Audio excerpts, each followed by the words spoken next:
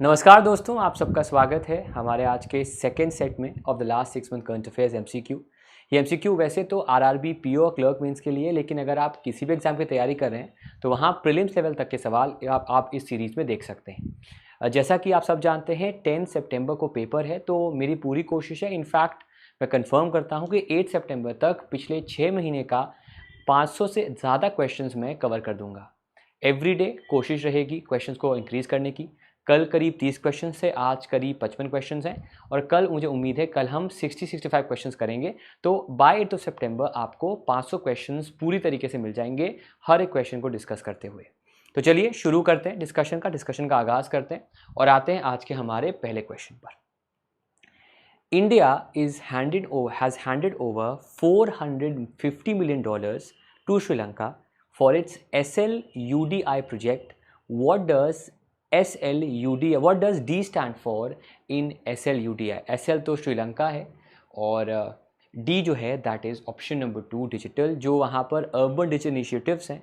जैसे कि इंडिया में आप UPI देखते हैं, WBPS देखते हैं, ये सब चीज़ें देखते हैं ना, तो वैसे ही श्रीलंका में भी वो कुछ ऐसा ही करना चाहते हैं। इसके लिए इंडियन गवर्नमेंट ने $450 million जो है वो श्रीलंका को इस प्रोजेक्ट के अंडर प्रोवाइड किए हैं, जो कि एक कोलैबोरेशन है बिटवीन इंडिया एंड श्रीलंका। क्या नाम है उस पोर्टल का जिसे ministry of family health and children's welfare ने लॉन्च किया है, जिससे कि जो ह्यूमन रिमेन्स हैं, अगर किसी की डेथ हो जाती है और उसके जो अवशेष होते हैं, उसके जो पार्थिव शरीर होता है, कहीं से उसको ट्रांसपोर्ट कराना है तो उसमें डिले किसी एंगल से ना हो, उसके लिए इसको शुरू किया गया है। इसका आंसर है option number 2 that is the E care portal. Examination में आपसे सवाल पूछ सकता है, आपसे क्वेश्चन पूछ सकता है ई केयर पोर्टल का फुल फॉर्म क्या है। इसका फुल फॉर्म है e caring for after life remains, ये इसका फुल फॉर्म है। सिमिलरली दोस्तों, ई वीज़ा की जगह आप याद कर लेना Ayush visa, because Ayush visa को लॉन्च किया गया है ताकि इंडिया में मेडिकल टूरिज्म को इंक्रीज़ करें और विदेशी लोग इंडिया आके मेडिकल टूरिज्म का पार्ट हो सकें। इसके अलावा अगर हम बात करें तो आपका जो PM ई बस सेवा है, ये भी आपका न्यूज़ में है और ये आपका न्यूज़ में इसलिए है क्योंकि 10,000 ई बसेस को हम आने वाले कुछ दिनों में लॉन्च करने वाले हैं, ताकि जो बसेस ट्रांसपोर्ट है उसमें वो एनवायरनमेंट फ्रेंडली हो जाएं और उससे जो हमारा पर्यावरण है उस पर असर कम से कम पड़े। Recently PM Modi has laid the foundation stone for redevelopment of how many stations, कितने स्टेशन के रीडेवलपमेंट करने का, उनका पुनरुद्धार करने के लिए अमृत भारत स्टेशन की स्कीम को लॉन्च किया गया है। तो इसके अंदर 508 स्टेशन हैं, 24,000 करोड़ से ऊपर का खर्चा किया जाएगा और इन स्टेशंस को दोस्तों जो है वो डेवलप किया जाएगा। वैसे इनका जो टोटल नंबर है वो 1000 से ज़्यादा है। हाउएवर अभी फ़िलहाल 508 स्टेशंस के लिए इनको जो है वो लॉन्च किया गया है। इस स्कीम को जो बड़े बड़े स्टेशंस की रीडेवलपमेंट स्कीम है उससे कंफ्यूज मत करना। 3 बड़े स्टेशंस हैं, जैसे मैंने आपको बताया था कुछ अलग अलग जगहों पर। एक है आपका CST terminus, Chhatrapati Shivaji terminus, एक है आपका वाराणसी का स्टेशन और एक है आपका अहमदाबाद का स्टेशन। ठीक है, ये 3 स्टेशन जो हैं इनको तो अलग तरीके से डेवलप किया जाएगा और इन तीनों के लिए अहमदाबाद नहीं, दिल्ली का स्टेशन। ठीक है, इन तीनों को अलग से डेवलप किया जाएगा और 10,000 करोड़ रुपीस जो हैं वो अमाउंट यहाँ पर दिया गया है। इसमें हम अहमदाबाद स्टेशन को भी आगे चल के ऐड करेंगे, लेकिन जो बजट है वो आपका 10,000 करोड़ का, वो डिफरेंट स्कीम है। ठीक है, UN वुमेन ने ऑर्गेनाइज किया था ट्रेनर्स फॉर ट्रेनर इनिशिएटिव, जिससे कि किस स्टेट गवर्नमेंट के अंतर्गत जो वुमेन फ्रेंडली टूरिज्म है उसको प्रमोट किया जाएगा। छत्तीसगढ़, मध्य प्रदेश, कर्नाटका, केरला और महाराष्ट्र। आंसर इसका है option number 4 that is Kerala. Kerala में इस इनिशिएटिव को शुरू किया गया। बाकी मैंने आपको ऑलरेडी बताया हुआ था कि जो इंडिया का पहला AI स्कूल है वो यहीं पर बनेगा। सवाल आपसे एक और सवाल पूछा जाएगा और सवाल आपका होमवर्क है कि ये AI स्कूल का नाम क्या है। जैसा मैंने अभी तक आपको बताया नहीं है, लेकिन जान लीजिए आज के सेशन में हम 6 से 18 अगस्त तक की करंट अफेयर्स को कवर कर रहे हैं। ठीक है, मैं बहुत क्लियर एजेंडा है कि जो भी जितना कवर करूँ आपको बता दूं। कल हमने कवर किए थे 1 से लेकर 5 तक, आज कवर करें 6 से 18 तक। कल मुझे उम्मीद है हम 20 दिनों से ऊपर कल कवर कर देंगे। आंसर यहाँ पर है option number 4 that is Kerala. IRISAT, IIT Madras और मिनिस्ट्री ऑफ रेलवेज ने सेटअप किया है एक 5G टेस्ट बेड। इनमें से किस शहर में? वही शहर है जहाँ पर IRISAT लोकेटेड है आपका। वेल इसका आंसर है ऑप्शन नंबर 3 सिकंदराबाद। इसे हम हैदराबाद का ट्विन सिटी भी कहते हैं, तो उसका जवाब 3 रहेगा। बाकी कल मैंने आपको बेंगलुरु बताया था, अगर आपको याद होगा, जो सिंगल लोकेशन का सबसे बड़ा पोर्ट है वो आपका अब बेंगलुरु है, उस वजह से बेंगलुरु भी आपका न्यूज़ में। इसके अलावा अभी हाल ही में G20 की जो कल्चरल मीटिंग हुई थी, जहां पर एक बहुत ही बड़ा ट्रूप ने, जिसमें जो 20 देश हैं और जो इन्वाइटी कंट्रीज़ हैं, उनके सिंगर्स ने, म्यूजिशियंस ने पार्टिसिपेट किया था उस सुर कंपटीशन में, उस सुर ट्रिब्यूट में, तो वो भी आपका वाराणसी में हुआ था। क्या उसका नाम सुर वसुधा है, क्या उसका नाम सुर सुविधा है, ज़रूर मेरे को आप कमेंट सेक्शन में बताइए। गोवा शिपयार्ड लिमिटेड ने एक MOU साइन किया है इनमें से किस हायर एजुकेशन इंस्टीट्यूट के साथ, और वो मिलकर डेवलप करेंगे AI for ship building and defence. बहुत ही सिंपल क्वेश्चन है। GSL शॉर्ट फॉर्म है इसका। आंसर यहाँ पर है ऑप्शन नंबर 3 IISc बेंगलुरु। इनके साथ मिलकर जो AI का इन्वॉल्वमेंट है शिपिंग, बिल्डिंग में और डिफेंस में, उसको काम किया जाएगा।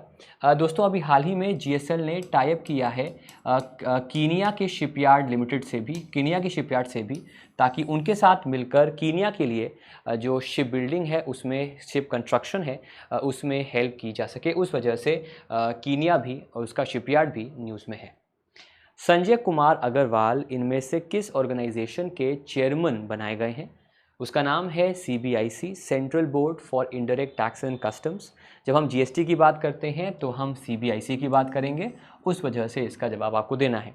बाकी दोस्तों यहाँ पर एक सवाल आपसे है, अभी हाल ही में the first ever women chairman और women chairperson of railway board has been chosen. आपको बताना है उन महिला का नाम क्या है।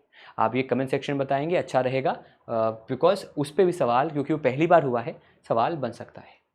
अगर हम वर्ल्ड ट्रेड स्टैटिस्टिकल रिव्यू की बात माने, जो कि साल में एक बार हर साल WTO world trade organisation present करता है, तो मर्चेंडाइज एक्सपोर्ट मतलब गुड्स एक्सपोर्ट के मामले में इंडिया की ओवरऑल क्यूमुलेटिव रैंक कितनी है? इंडिया की रैंक दोस्तों 18th है। सरप्राइजिंग बात है, लेकिन चाइना नंबर 1 पे है, चाइना के बाद USA नंबर 2 पे है, और जर्मनी आपका नंबर 3 पे है। सिमिलरली अगर हम इंपोर्ट्स की बात करें तो एक्सपोर्टिंग कंट्री, एक्सपोर्ट हो गया गुड्स का। सिमिलरली अगर हम एक्सपोर्ट की बात करें तो एक्सपोर्ट के मामले में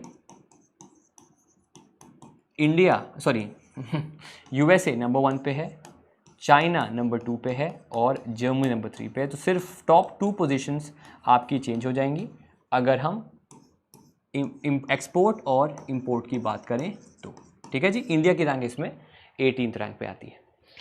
इंडिया ने प्लेज किया है $700,000 for UNDP's project on clean water and community development in schools in Tuvalu.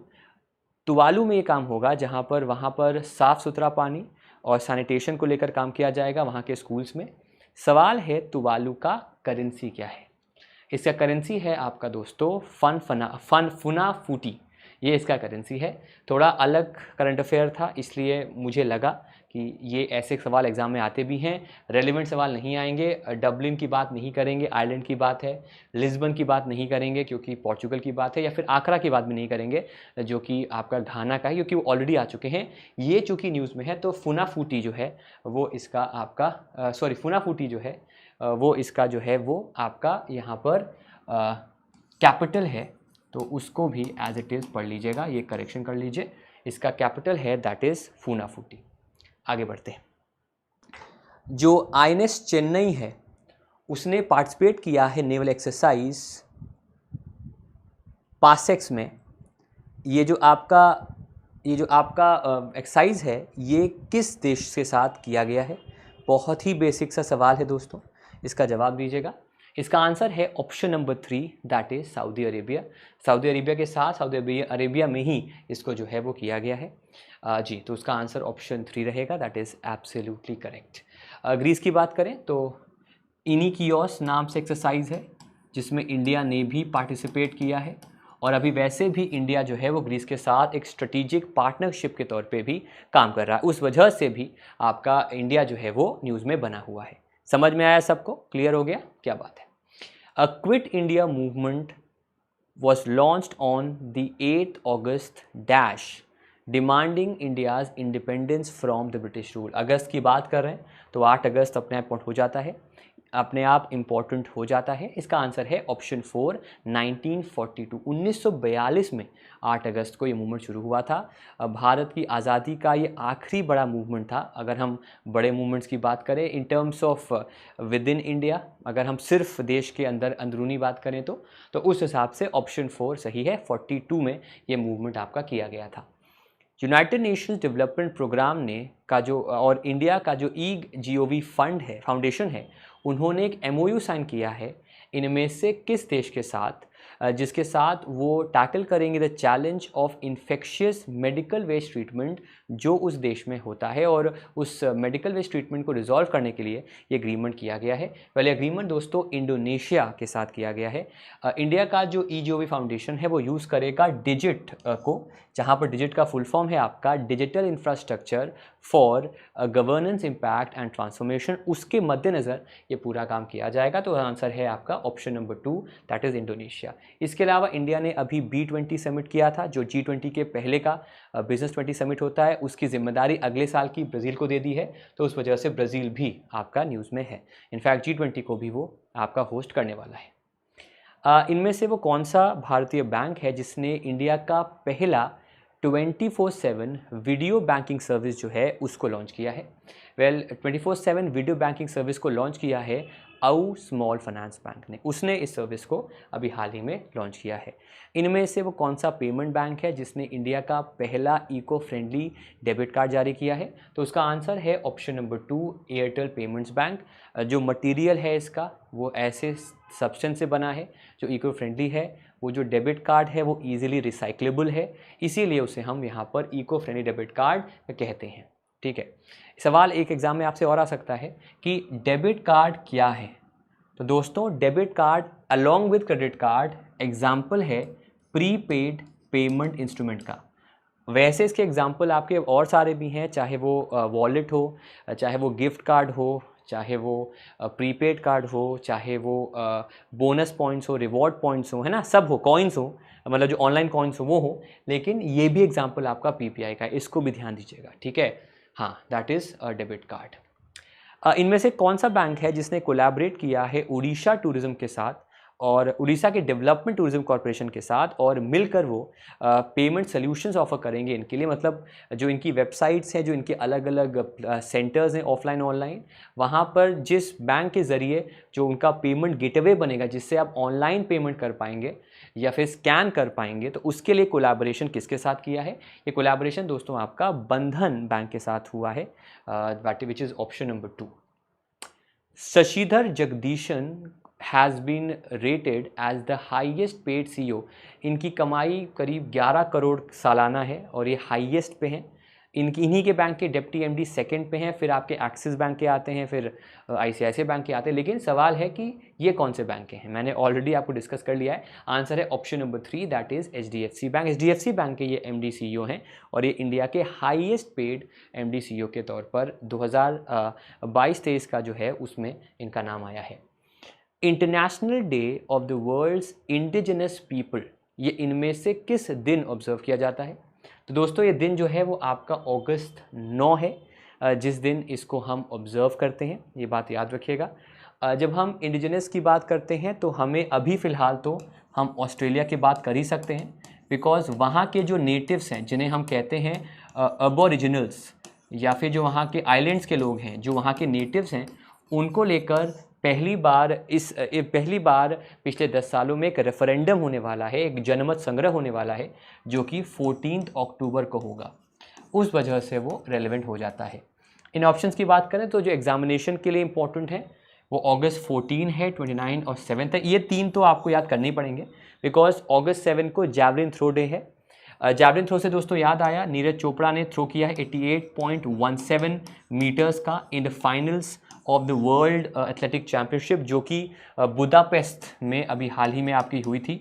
और इसी वजह से जो जैवलिन थ्रो डे है अपने आप इम्पोर्टेंट हो जाता है। अगस्त 29 इम्पोर्टेंट हो जाता है बिकॉज इस दिन इंडिया के अंदर in fact international Telugu language day को प्रमोट करने की बात की है, और मन की बात में मोदी जी ने ये स्टेटमेंट दिया था। अगस्त 14 पर हम आगे आएंगे बिकॉज उसको लेकर अलग से क्वेश्चन मैंने बनाया है। Amazon India has collaborated with EDII and which state government to boost e commerce exports, मतलब जो एंटरप्रेन्योरशिप डेवलपमेंट का जो एक इंस्टीट्यूट है उसके साथ अमेजन इंडिया ने किस स्टेट के साथ कोलैबोरेशन किया है और ई कॉमर्स एक्सपोर्ट्स को वो डेवलप करेंगे। वेल इसका आंसर जो रहेगा that is option number 2, Gujarat के साथ ये कोलैबोरेशन अभी हाल ही में किया गया है। सीबीआई अकेडमी गाजियाबाद ने अग्रीमेंट किया है, in fact it has become a member of Interpol's global academy network, जो कि कुछ साल पहले आपकी शुरू हुई है as its dash member. Well वो उसका 10th आपका मेंबर है of the Interpol academy network. एक सवाल मेरा आपसे है, इंटरपोल के हेडक्वार्टर्स कहाँ पर हैं? लियोन में है, रोम में है, हेग में है, ज्यूरिक में है, न्यूयॉर्क में है, कहाँ पर इंटरपोल के हेडक्वार्टर्स हैं? इसका जवाब मेरे को वीडियो के दौरान अभी दे दो क्योंकि सेशन हो रहा है, या फिर वीडियो के बाद कमेंट सेक्शन में बता दीजिएगा। नथ द्वारा, अच्छा ये थोड़ा डिफरेंट है, नथ द्वारा पिचवई craft has been proposed to be given a GI tag certificate for which of the following state? नाम है नथ द्वारा पिचवई क्राफ्ट। वेल इसका आंसर ऑप्शन 4 रहेगा, दैट इज़ राजस्थान। राजस्थान के अंदर है। इनफैक्ट 7 करीब ऐसे GI टैग्स हैं जिनको राजस्थान में प्रपोज किया गया था और लगभग सबको जो है वो अप्रूवल दे दिया गया है, तो उसका आंसर ऑप्शन 4 रहेगा, दैट इज़ राजस्थान। वैसे तो उदयपुर का भी एक था, जयपुर का भी था, लेकिन चूंकि इसमें नाम नहीं लिखा हुआ है तो मैंने इसको चूज़ किया बिकॉज ये सवाल नॉन राजस्थानी लोगों को या जो राजस्थान के पास के बॉर्डर्स पे रहते हैं उनको तो पता होगा, लेकिन as a north Indian specifically UP वाले लोगों को नाम भी नहीं पता होगा नथद्वारा है क्या और ये पिचवई क्राफ्ट क्या होता है। तो उसका आंसर ऑप्शन नंबर 4 है। क्या नाम है भारत के पहले इंडिजिनस AUV का जो पहचानता, जो डिटेक्ट करेगा माइंस को जिसे लॉन्च किया है garden reach and ship builders limited ने? वेल इसका आंसर ऑप्शन 3 रहेगा, दैट इज़ निराक्षी। AUV का फुल फॉर्म है ऑटोनोमस अंडर वाटर व्हीकल, जिसका मेन कंसेप्ट है डिटेक्ट करना माइंस को। जैसे कि आप अगर हम धरती की बात करें या सरफेस की बात करें तो हम डॉग्स को एम्प्लॉय करते हैं और वो सूंघ के पहचान लेते हैं कि भाई कहाँ पर बॉम्ब है, कहाँ पर कैसे है। वैसे ही कुछ, मतलब अगेन वो जीवित हैं ये एंड वो हमारे बेस्ट फ्रेंड है, लेकिन ये जो है ये एक मशीन है जो ये काम करेगी, तो उसका निराक्षी रहेगा। बाकी दोस्तों महेंद्रगिरी ऑलरेडी मैंने डिस्कस किया हुआ पहले, ये 7th एंड लास्ट आपका स्टेल्थ फ्रिगेट है ऑफ प्रोजेक्ट 17A और अगेन ये भी रेलेवेंट और इम्पोर्टेंट हो जाता है, तो उसका आंसर ऑप्शन 1 रहेगा। Tata Lockheed Martin aerostructure limited has launched the dash empennage of C-130J super Hercules aircraft. सबसे पहले एम्पेनेज क्या होता है, मान लेते हैं ये एक विमान है, मान लीजिए इसको, ठीक है, मान लीजिए, बाकी मान सकते हैं। इसका जो टेल होती है ना, उस टेल को हम एम्पेनेज कहते हैं, ठीक है। तो आंसर है 200 जो एम्पेनेज जो है वो लॉन्च किया है आपके Tata Lockheed Martin aerostructure limited ने। जो टाटा और लॉकहीड मार्टिन जो कि बड़ी कंपनी डिफेंस में, उनका एक कोलैबोरेशन है, तो उसका 200 किया है। बाकी ये जो है ये आपने सुना होगा जब कभी हमें एयरलिफ्ट करना होता है, इमरजेंसी इवैक्यूएशन कराना होता है, तो इसका इस्तेमाल जो है, इसका यूसेज जो है वो किया जाता है। As per the publication titled 75 Endemic Birds in India issued by the Zoological Survey of India on its 108th Foundation Day, कितने स्पीशीज ऑफ बर्ड्स इंडिया में हैं जो कि एंडेमिक कैटेगरी में हैं? 75, 76, 77, 78 या फिर 79? वेल इसका आंसर है ऑप्शन नंबर 4, दैट इज 78 ऐसी बर्ड्स हैं जो एंडेमिक कैटेगरी में दोस्तों आपकी जो हैं वो आती हैं, तो इसका जवाब रहेगा option number 4, that is 78। Next पे आते हैं। इंडियन पोएट डिप्लोमैट अभय के और जो डेप्यूटी डायरेक्टर जनरल हैं of the Indian council for culture relations, उन्होंने हाल ही में एक नई बुक लॉन्च की है, उसका नाम क्या है? उसका नाम दोस्तों है आपका मॉनसून। बाकी बुक्स की बात करें तो पिच साइड को लॉन्च किया है, ऑथर किया अमृत माथुर ने, ये एक क्रिकेटिंग बुक है। The life vision and songs of Kabir को लिखा है विपुल रिखी ने। हाउ PM डिसाइड्स को लिखा है नीरजा चौधरी ने। वेस्टर्न लेन को लिखा है चेतना मारू ने। और ये बुक इम्पॉर्टेंट ज़्यादा है इन सबसे बिकॉज ये बुक को अभी हाल ही में जो लॉन्ग लिस्ट है बुकर प्राइज़ का, उसके लिए इस बुक को चूज़ किया गया है। उसके मद्देनज़र ये जो बुक है ना वो रेलेवेंट हो जाती है, इसीलिए इसको यहाँ पर इम्पोर्टेंस जो है वो दोस्तों दिया गया है। तो आंसर है उसका, हाँ आंसर 5 है इसका, मानसून बुक का नाम है। बाकी 4th बुक ज़रूर याद रखिएगा। मेरी गट फीलिंग है इस बुक पे सवाल आरआरबी के पेपर में, आईपीएस आरआरबी में आएगा। वर्ल्ड बायोफ्यूल डे इनमें से किस दिन ऑब्जर्व किया जाता है? ये हर साल दोस्तों 10 अगस्त को होता है। 10 अगस्त को हम वर्ल्ड लायन डे भी मनाते हैं। बाकी ऑप्शंस की बात करें तो 20 मार्च नेशनल डे ऑफ हैप्पीनेस है और स्पैरो डे भी है। इंडिया की रैंक 126 है आउट ऑफ 136 कंट्रीज़, बेहद ही ख़राब परफॉर्मेंस है और उसमें फिनलैंड लगातार नंबर 1 पे बना हुआ है। 18 अप्रैल को वर्ल्ड हेरिटेज डे है, 4 मई को कोल माइनर्स डे है और 14 जून को वर्ल्ड ब्लड डोनर डे के तौर पे ऑब्जर्व किया जाता है।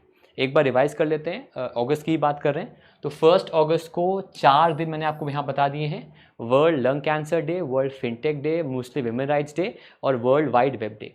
फिर 2 अगस्त को अर्थ का अर्थ ओवरशूट डे है। बाकी जो डिस्कस मैंने अभी किया लायन डे ये 10 अगस्त को है, आगे डिस्कस करेंगे। नेशनल यूथ डे है जो 12 अगस्त को है और फिर वर्ल्ड फोटोग्राफी डे 19 अगस्त को ऑब्जर्व किया जाता है। देखिए दोस्त, एक बहुत ही सिंपल सा मेरा लॉजिक है आपको इन क्वेश्चन को कराने का। उसके पीछे एक साइंस ये है कि शुरुआत करो पहले कम क्वेश्चन से, फिर आगे बढ़ाते जाओ। उसका रीज़न क्या है कि जैसे जैसे हम सेट 4, 5, 6 में पहुँचेंगे, जो पुराना आपने ऑलरेडी पढ़ लिया होगा, तो जब मैं आपसे क्रॉस क्वेश्चन करूँगा और आप वीडियो के रिकॉर्डिंग के बाद कमेंट में खुद कमेंट करोगे और खुद बोलोगे कि नहीं सर समझ में आ रहा सब कुछ अब तो। इसीलिए start with small steps and then in the end आखिरी में मैराथन सेशंस भी प्लान कर लेंगे, लेकिन सब रिकॉर्डेड जाएगा। उसका रीज़न बहुत बेसिक सा है, हमें कंटेंट देना है, हमें लाइक शेयर या फिर हमें व्यूअरशिप नहीं देखनी है, बिकॉज अगर वो मैं देखूंगा तो पढ़ाना भूल जाऊंगा। ठीक है, चलो आगे बढ़े। जस्टिस सुभाशीष तालापात्रा अपॉइंट किए गए हैं 33rd chief justice of which of the following state high court? कौन सा वो स्टेट हाई कोर्ट है? वेल आंसर उसका ऑप्शन 1 उड़ीसा है। उड़ीसा के ये 33वें मुख्य न्यायाधीश वहाँ के हाई कोर्ट के बनाए गए हैं। महाराष्ट्र में कौन सा स्टेशन है जो महाराष्ट्र का इनफैक्ट सेंट्रल रेलवेज का तीसरा पिंक स्टेशन है? यहाँ पर पिंक स्टेशन का मतलब है कि वो स्टेशन को कम्प्लीटली विमेन स्टाफ जो है वो उस स्टेशन को मैनेज करती है। तो उसके लिए आंसर यहाँ रहेगा ऑप्शन नंबर 4 अमरावती। तो पहला आपका, हाँ अमरावती 3rd है। पहला स्टेशन आपका मटुंगा सबर्बन था, 2nd अजनी था और 3rd अब आपका अमरावती स्टेशन है। और ये सेंट्रल रेलवेज ही इकलौता ऐसा आपका जोन है जहां पर पिंक स्टेशन कंसेप्ट को पहली बार लॉन्च किया गया था। सिन सूचना एप्लीकेशन को लॉन्च किया गया है इनमें से किसने on the occasion of world lion day? मैंने बताया आपको। और ये जो एप्लीकेशन है वो हेल्प करेगा in tracking of the lion movement और अवॉइड कर सकें हम ह्यूमन लायन का एक्सीडेंट या उनका एक इंटेंशनल या फिर अगर गलती से उनका एक मतलब ऐसा कुछ करें जिससे कि उनके बीच कोई इंसिडेंट्स ना क्रिएट हो, एक प्रोटेक्टेड एनवायरनमेंट वो भी रहें और ह्यूमंस को भी उससे हम बचा सकें। वेल इसको लॉन्च किया है वहाँ के मुख्यमंत्री भूपेंद्र पटेल ने। उसी मौके पे 2 बुक्स को लॉन्च किया गया। एक बुक लॉन्च की सकीरा बेगम ने, the king of the jungle Asiatic Lions of गिर, और अरविंद गोस्वामी हु गिर ना सवज। इस दोनों किताबों को, एक को लिखा सकीरा बेगम ने और एक को अरविंद गोस्वामी ने। अभी हाल ही में अमित शाह जी भी न्यूज़ पे थे, बिकॉज जो वेस्ट जोनल काउंसिल की मीटिंग है उसको हमारे होम मिनिस्टर जी ने अभी लीड किया था, उसको उन्होंने हेड किया था। The facility under which RBI will accept surplus money from the bank without any exchange of government securities is called as। थोड़ा सा लेवल मैंने बढ़ा दिया है। अगर ये सवाल ऐसा आया आपके RRB के पेपर में तो पेपर अच्छा बना है बॉस। पेपर में ये सवाल अगर आपको पता है तो ही करिएगा। इसका आंसर है option number 4 SDF, that stands for standing deposit facility. ये SDF का फुल फॉर्म है। ठीक है, हाँ अगर यहाँ पर विथ होता तो उसका आंसर होता आपका रिवर्स रेपो रेट। ठीक है, उसका आंसर होता आपका रिवर्स रेपो रेट। ये ठीक है जी, समझ में आ रहा है। बाकी अभी करंट रेट्स की बात करें तो स्क्रीन पे आप देख सकते हैं रेपो रेट 6.5% का है, रिवर्स रेपो रेट 3.35% का है, SDF 6.25% का, MSF 6.75% का है, बैंक रेट 6.75% का है, CRR 4.5% का है और SLR जो है वो आपका 18% का है, तो उसको ज़रूर देख लीजिएगा, ठीक है। हाँ, सिमिलरली बेसिक समझा दूँ आपको। रेपो रेट क्या होता है? जब RBI एक्सेप्ट करता है सरप्लस फंड्स बैंक से in exchange of government securities, जिस रेट ऑफ इंटरेस्ट पे एक्सेप्ट करता है, जो वो पे करेगा उसको, जो बैंक्स पे करेंगे RBI को, वो रेपो रेट होगा। फिक्स रिवर्स रेपो रेट क्या होता है? जब RBI प्रोवाइड करता है, जब RBI एक्सेप्ट करता है deposits, surplus deposits from the bank in exchange of government securities, जहां पर अब RBI रेट ऑफ इंटरेस्ट पे करेगा बैंक्स को बिकॉज उसने एक्सेप्ट किया डिपॉजिट्स को, तो वो रिवर्स रेपो रेट होता है। SDF ऑलरेडी बता दिया मैंने आपको। MSF क्या होता है? जब एक दिन के लिए RBI सरप्लस पैसा लेंड करता है up to 2% of the net bank balance of the bank, उस अमाउंट को देखकर उसके 2% तक का लोन वो देता है विदाउट एनी गवर्नमेंट सिक्योरिटी, तो MSF होता है। बैंक रेट होता है लॉन्ग टर्म लेंडिंग रेट, जब उसे लॉन्ग टर्म लेंडिंग करना होता है विदाउट एनी सिक्योरिटी, जहाँ पर जब उसने कोई सिक्योरिटी जारी की होगी, उसने कोई गवर्नमेंट का बिल ऑफ एक्सचेंज जारी किया होगा, उसकी रीडिस्काउंटिंग करनी होगी, मतलब उस पर डिस्काउंट देना होगा ताकि उसको परचेज करे या सेल करे, तो बैंक रेट यूज़ होगा। CRR क्या होता है? हर बैंक के पास हर दिन के एंड में जो पैसा बचता है, जिसे हम कहते हैं NDTL, net demand time liabilities, उसका एक हिस्सा मेंटेन करना होता है in cash with the RBI और उसका एक हिस्सा कैश, गवर्नमेंट सिक्योरिटी या फिर गोल्ड में बैंक अपने साथ मेंटेन करता है। दोनों को मेंटेन करने का रीज़न क्या है? ताकि कभी कल को हमें मैनेज करना हो या कल को फंड्स की कमी आए तो उसका यूज़ कर सके। फॉर एग्जांपल CRR होता है जब कैश एक बैंक रिजर्व रखता है विद द RBI, और SLR क्या होता है? जब एक बैंक अपने साथ cash, gold, government security reserve रखता है, वो होता है SLR। इन सबका मेन फंक्शन होता है मनी के सप्लाई को मैनेज करना, और ये सारे फंक्शन जो हैं वो मॉनेटरी पॉलिसी के अंडर आते हैं, ठीक है। चलो next. SEBI has reduced the timeline to listing of companies through the IPO route to how many days? 3, 4, 5, 6 या फिर 7। तो जो डेज हैं आपके वो आपके रहेंगे ऑप्शन नंबर 1, दैट इज 3 दिनों का हुआ है। पहले ये आपका T+6, T मतलब ट्रेडिंग डे, वो आपका 6 था जिसको कम करके 3 कर दिया गया है। इससे जल्द से जल्द लोग इन्वेस्ट भी कर पाएंगे और जल्द से जल्द उन्हें शेयर्स अलॉट हो पाएंगे और कंपनी भी आपका लिस्ट हो पाएगी। पहले आपका T+6 था, 6 था पहले, और अब आपका ये 3 हो चुका है। अगर एक दिन में लिस्टिंग करनी है तो उसके लिए ऑलरेडी एक मैकेनिज्म है जिसका नाम है OFS, जिसका फुल फॉर्म है ऑफर फॉर सेल। वो उस कंसेप्ट का दोस्तों आपका नाम दिया गया, that is offer for sale. IRDAI जो कि रेगुलेटर है इंश्योरेंस सेक्टर का, उसने अप्रूव किया है the appointment of Amit Jhingran as the MD CEO of which of the following insurance companies. उस कंपनी का नाम दोस्तों है option number 4, that is SBI life. इनके MD CEO के तौर पर अमित झिंगरन साहब जो हैं उनकी नियुक्ति को अभी हाल ही में अप्रूवल दिया गया है। इनमें से क्या नाम है उस पोर्टल का जिसे लॉन्च किया है भारत के मुख्य न्यायाधीश DY चंद्रचूड़ ने, जिससे कि E-पासेस मिलना सुप्रीम कोर्ट के हियरिंग्स के लिए आसान हो जाएगा? वेल, उसका आंसर सुस्वागतम है, that is option number 2। Chandrayaan 3 से एक दिन पहले जो रॉसकॉस्मॉस है, that is the space agency of Russia, उन्होंने कोशिश की थी मून पर लैंड करने की। उस मिशन का नाम क्या है? बिकॉज वो उनका पहला लूनर मिशन था इन द पास्ट 47 ईयर्स, पिछले 47 सालों में ये पहली बार ऐसा मिशन उन्होंने लॉन्च किया था। वेल, उसका आंसर है लूना 25, ठीक है। Luna 25 is absolutely the correct answer, जो कि अब हम जानते हैं कि लूना 25 जो है वो आपका लैंड नहीं कर पाया था, it crashed, and because of that reason वो जो है आपका न्यूज़ में बना था। डिफेंस मिनिस्ट्री ने रिप्लेस करेगा in fact Microsoft Windows operating system को with its very own dash operating system with Chakravyuh. एक तरह से उसका फायरवॉल होगा, एक तरह से उसका प्रोटेक्शन करेगा, वो एक प्रोटेक्शन सॉफ्टवेयर है।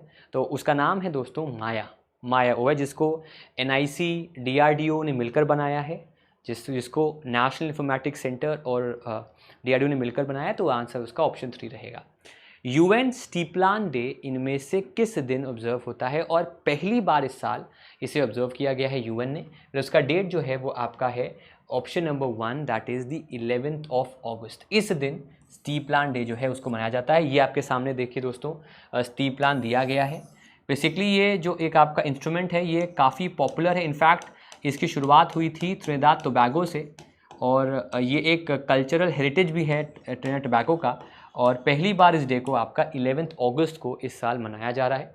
बाकी 20 अगस्त को सद्भावना दिवस होता है, 11 जुलाई को वर्ल्ड पॉपुलेशन डे होता है। इंडिया अब दुनिया की सबसे अधिक जनसंख्या वाला देश है। 27 जून को डायबिटीज़ डे है, और 20 जून को आपका रेफ्यूजी डे के तौर पे जो है हम दोस्तों वो ऑब्जर्व करते हैं। Indira Gandhi smartphone scheme and digital सखी बुक, इनको किस राज्य ने अभी लॉन्च किया है? बहुत ही कॉमन सेंसिकल क्वेश्चन है। ऐसी स्कीम अब लॉन्च कहाँ पर होगी? जहाँ पर कांग्रेस सरकार होगी। तो आंसर इसका ऑप्शन 4 रहेगा। वैसे 5 भी आप लोग तुक्का मार सकते थे, लेकिन आंसर यहाँ पर जो है वो ऑप्शन 4 रहेगा। राजस्थान में इसको जो है वो लॉन्च किया गया है। कर्नाटका में क्या लॉन्च हुआ है अभी? गृह लक्ष्मी स्कीम को अभी लॉन्च किया गया है, जहाँ पर 2000 रुपये पर मंथ विमेन बेनिफिशरीज जो हैं उनको दिया जाएगा। इंडिया ने अभी हाल ही में पार्टिसिपेट किया है एक बायलैटरल एक्सरसाइज जायद तलवार में, वो इनमें से किस कंट्री के साथ किया है? पहले उस कंट्री का नाम है आपका option number 3, that is the UAE, United Arab emirate जो है उनके साथ जायद तलवार जो है उसको स्टार्ट किया गया है, और इंडिया ने ये कोलैबोरेशन उनके साथ दोस्तों जो है वो किया है। इस एक्सरसाइज का नाम है जायद अल तलवार। चक्र इनोवेशन ने को 18 करोड़ का फंडिंग मिला है अंडर दी उभरते सितारे प्रोग्राम, और इससे वो डेवलप करेंगे environmental stability technology sector in India. ये प्रोग्राम इनमें से किस संगठन द्वारा शुरू किया गया है? उसका आंसर है option number 3, that is export import bank of India. Amul ने अभी हाल ही में कोलैबोरेट किया है कौन से बैंक के साथ, जिनके साथ वो फाइनेंस प्रोवाइड करेगा MSMEs को या छोटी कंपनीज को जो उनके मिल्क पार्लर्स को चलाती हैं। आप अपने शहर में देखते होंगे अमूल के अलग अलग छोटे सेंटर्स हैं, तो उनको कैसे मुद्रा स्कीम के अंडर लोन दिया जाएगा। तो किसके साथ कोलैबोरेशन हुआ है अमूल का? वेल, उस बैंक का नाम है option 2, that is the PNB। अभी हाल ही में अगर आपको याद होगा तो मैंने बताया था आपको एक अभी हाल ही में GST सहाय एप्लीकेशन जो है उसको लॉन्च किया है, जहाँ पर जो MSMEs हैं अपने GST इनवॉइस को दिखाकर इंस्टेंट लोन पा सकती हैं, और ऐसा करने वाला इंडिया का PNB जो है वो पहला बैंक है। वर्ल्ड ऑर्गन डोनेशन डे इनमें से किस दिन होता है? ये डे आपका पड़ता है ऑप्शन नंबर 4, 13 अगस्त को। बाकी डेज की बात करें, 6 जुलाई को होता है वर्ल्ड जूनोसिस डे, फिर होता है आपका 3 जून वर्ल्ड बाइसाइकिल डे, 31 में एंटी टोबैको डे, और 17 अप्रैल आपका होता है द वर्ल्ड हीमोफीलिया डे। कौन सा स्टेट गवर्नमेंट है जिसने लॉन्च किया है इंडिया का पहला agriculture data exchange platform and agriculture data management framework? इसको दोस्तों लॉन्च किया है option number 5, that is Telangana ने। तेलंगाना जो है उसने दोस्तों इसको जो है वो आपका लॉन्च किया है, तो उसका आंसर रहेगा ऑप्शन नंबर 5। हैदराबाद में ये जो है वो आपका लॉन्च हुआ है। NAFIS of NCRB gets the department of administration reforms and public governance, जिसका छोटा नाम है DARPG डार्प का gold award for excellence in category 1। NAFIS में F का फुल फॉर्म क्या है? देखिए F का फुल फॉर्म है आपका फिंगरप्रिंट, ठीक है। तो जिसका फिंगरप्रिंट डिवीजन है NCRB का, उसको ये खिताब जो है वो दिया गया है, गोल्ड मेडल। डॉक्टर बिंदेश्वर पाठक बहुत पॉपुलर फिगर हैं इंडिया में, अब्रॉड में भी। उनका देहांत हुआ है। वो इनमें से किस NGO के, किस संगठन के फाउंडर थे? उनके संगठन का नाम है सुलभ इंटरनेशनल। अगर आपको पता होगा तो आपके शहर में भी, हर शहर में भी, खासतौर पे इंडिया में सुलभ शौचालय नाम से आपने देखा होगा, तो वहाँ पर सुलभ इंटरनेशनल ही उसे बनाता है, और ये एक बहुत ही परोपकारी काम था, और ये करना इनकी ही इस ऑर्गेनाइजेशन ने किया था। तो इनकी डेथ दोस्तों अभी हो चुकी है। पार्टीशन हॉरर्स रिमेंबरेंस डे, मैंने आपको बताया था वीडियो के बीच में कि ये डे आएगा। ये डे किस दिन होता है? ये डे आपका होता है 14 अगस्त को। 13 अगस्त डिस्कस कर चुके हैं, 15 अगस्त पता होगा आपको, तो आंसर यहाँ पर है आपका ऑप्शन नंबर 2। कौन सी स्टेट गवर्नमेंट है जिसने लॉन्च किया है ग्रामीण मित्र योजना? जो कि दिल्ली की तरह, कर्नाटक की तरह कई राज्यों में चल रही है, एक डोर स्टेप डिलीवरी स्कीम है फॉर रूरल एरियाज़। उसका आंसर इनमें से क्या रहेगा? तो इसका आंसर दोस्तों जो है that is option number 3, that is Goa. Goa is absolutely the correct answer. Union government ने इंक्रीज किया है the budget outlay of digital India project. वो कितने अमाउंट का हुआ है, मतलब ये एक्सटेंशन किया गया इस प्रोजेक्ट का, तो उसका आंसर है 14,903 करोड़ का। पीएम ई बस सेवा को अभी हाल ही में लॉन्च किया जाएगा, जो भारत में सिटी बसेस ऑपरेशंस हैं उनमें कितने ई बसेस को उसमें लॉन्च किया जाएगा, जो कि इलेक्ट्रिक व्हीकल्स होंगी। आंसर है 10,000।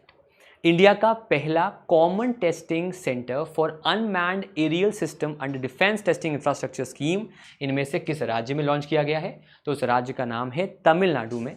तमिलनाडु में इस जो आपका एक इंफ्रास्ट्रक्चर स्कीम के अंतर्गत जो टेस्टिंग सेंटर है उसको यहाँ पर कांचीपुरम में जो है तमिलनाडु में लॉन्च किया गया है। भारत के फिशरीज, एनिमल हस्बेंड्री और डेयरिंग के मिनिस्टर पुरुषोत्तम कुमार रूपाला, उन्होंने कौन सा प्रोग्राम लॉन्च किया है जिसका मेन मकसद है विमेन को एम्पावर करना, ताकि वो पार्टिसिपेट कर सकें एज स्किल्ड एजेंट्स, ताकि वो कंट्रीब्यूट कर सके सिग्निफिकेंट तरीके से in controlling diseases, artificial insemination as a part of the Rashtriya Gokul mission. Well, इस प्रोग्राम का नाम है ए हेल्प, फुल फॉर्म है accredited agent for health and extension of livestock programme. इस प्रोग्राम को महिलाओं को राष्ट्रीय गोकुल मिशन में पार्टिसिपेट करने के लिए लॉन्च किया गया है। Ministry of electronics IT secretary AK Sharma ने लॉन्च किया है graphene aurora programme to bridge the gap between research and development and its commercialisation with a budget of 94.85 crore. ये जो आपका एक प्रोग्राम है ये इनमें से किस शहर में लॉन्च किया गया? उस शहर का नाम है कोच्चि, केरला, जहां पर ये प्रोग्राम को लॉन्च किया गया।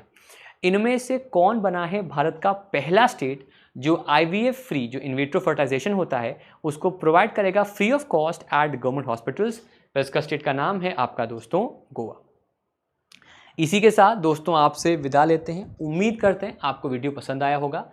आज हमने कराए हैं करीब 55 क्वेश्चंस। कल क्वेश्चंस बढ़ेंगे, साइमल्टेनियसली बढ़ते रहेंगे लगातार, तो इस बात को ज़रूर याद रखिएगा कि सेशंस को देख लीजिएगा। अगर मैं गिनूँ अपने हाथों पे तो कल आपका सेकंड था, second, third, fourth, fifth, sixth, seventh और एट्थ, करीब 7 सेशंस आपके आएंगे और 7 में से आखिरी में हम सेशंस को मैराथन कर देंगे।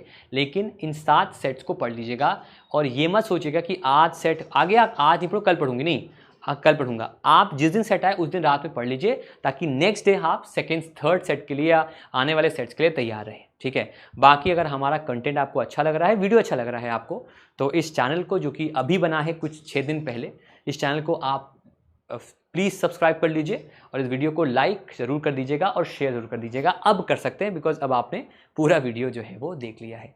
मिलते हैं आपसे अगली वीडियो में, तब तक के लिए thank you so much everyone and take care. Thank you so much guys.